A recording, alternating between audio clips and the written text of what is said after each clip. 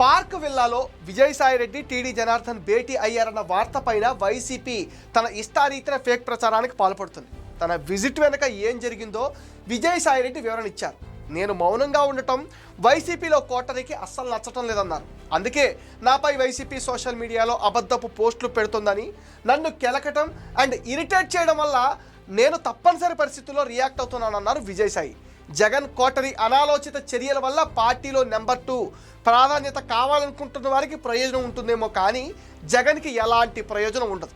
నాకు సంబంధం లేని స్కాముల్లో మరోసారి నన్ను బలుపశువును చేద్దామని కోటరీ నిర్ణయించుకుంది. 2011లో 21 కేసులు నాపై వేసుకున్న నేను 2025లో జగన్ అడిగి ఉంటే సంబంధం లేకపోయినా సరే బాధ్యత తీసుకునేవాడిని అన్నారు.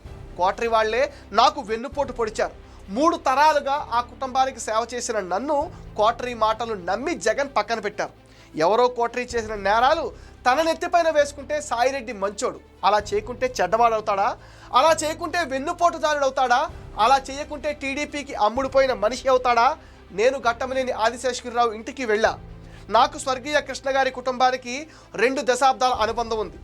అందరూ నా కుమార్తె వివాహానికి వచ్చారు. అదే సమయంలో టీడీ జనార్దన్ వారి ఇంటికి వస్తున్న విషయం నాకు తెలియదు.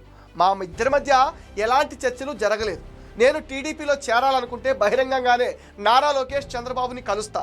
గతంలో నాకు వాళ్ళు రాజకీయ ప్రత్యర్థులు, ఇప్పుడు కాదు. ఎందుకంటే నేను ఇప్పుడు రాజకీయాల్లో లేను. లిక్కర్ స్కామ్ లేదని జగన్ అంటూ ఉంటే ఆ స్కామ్ రహస్యాలు టీడీపీతో మాట్లాడటానికి నేను ఆ పార్టీ నాయకుల్ని కలిసా అని జగన్ కోటరీ అంటున్నారు. లిక్కర్ స్కామ్ గురించి సిట్ విచారణలో A1 గురించి చెప్పానే కానీ వేరే ఎవరిని నేను ప్రస్తావించలేదంటూ విజయసాయి వైసీపీ ఫేక్ ఫ్యాక్టరీకి దిమ్మ తిరిగే రిప్లై ఇచ్చేశాడు.